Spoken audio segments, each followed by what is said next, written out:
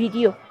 আজকে 29 আগস্ট 2024 আমরা নেপালের কাঠমান্ডুতে ত্রিভুবন ইন্টারন্যাশনাল এয়ারপোর্টে আছি। আমরা ঢাকার উদ্দেশ্যে রওনা দেব। এই এয়ারপোর্টটা আন্তর্জাতিকভাবে একটা নেগেটিভ পরিস্থিতি আছে।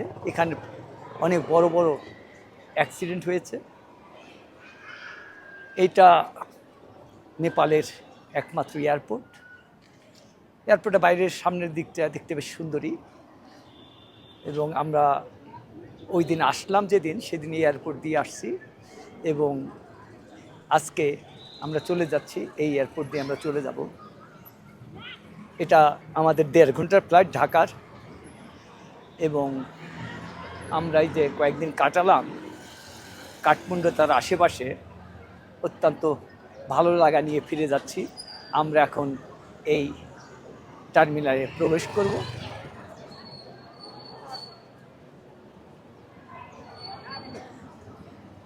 ত্রিভুবন ইন্টারন্যাশনাল এয়ারপোর্ট এটা। ত্রিভুবন ইন্টারন্যাশনাল এয়ারপোর্ট থেকে আমরা এখন ঢাকার দিকে রওনা হব। আমরা আমাদের টার্মিনালে এসে পৌঁছে গেছি। যাওয়ার আগে ত্রিভুবন সম্পর্কে যেমন কিছু জিনিস জানি না, ওরা ইন্ডিয়া বা বাংলাদেশ থেকে অনেকখানি পিছিয়ে, বেশ অনেকটা। ওরা বিভিন্ন দিক থেকে, কিছুদিন আগে আমরা ব্যাংককে গিয়েছিলাম, থাইল্যান্ডের রাজধানী। ওদের মানুষের ধরন, আচার আচরণ দেখতে অনেক দিক থেকে মিল আছে, কিন্তু তারপরেও উন্নত, স্বল্পোন্নত, অনুন্নত এইসব বিবেচনায় নেপাল বেশ পিছিয়ে। ধন্যবাদ সবাইকে, আবারও দেখা হবে। হ্যাঁ,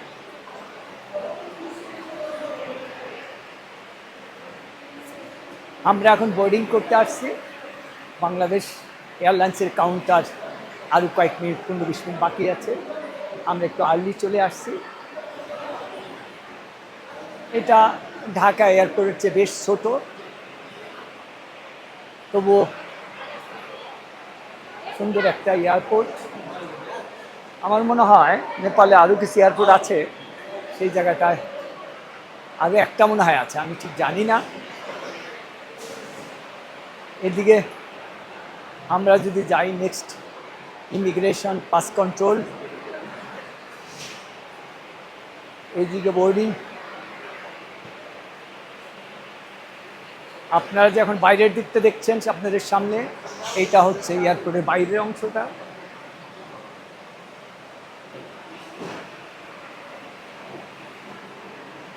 আর থ্যাংক ইউ ভেরি মাচ। প্রভু ব্যাংক, এয়ারপোর্ট ব্যাংকটা।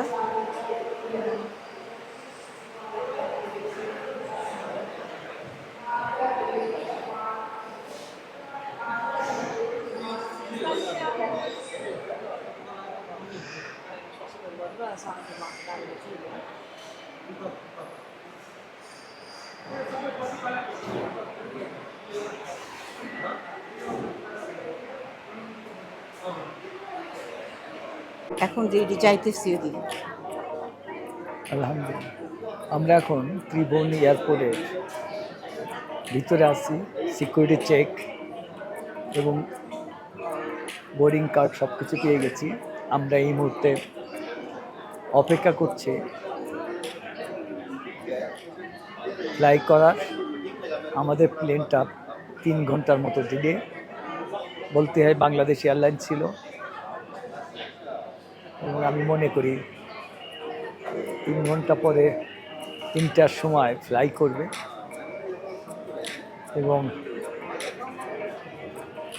আমাদের ফ্লাইটটা 1 ঘন্টা 20 মিনিটের ফ্লাইট। এর মধ্যে দিয়ে আমাদের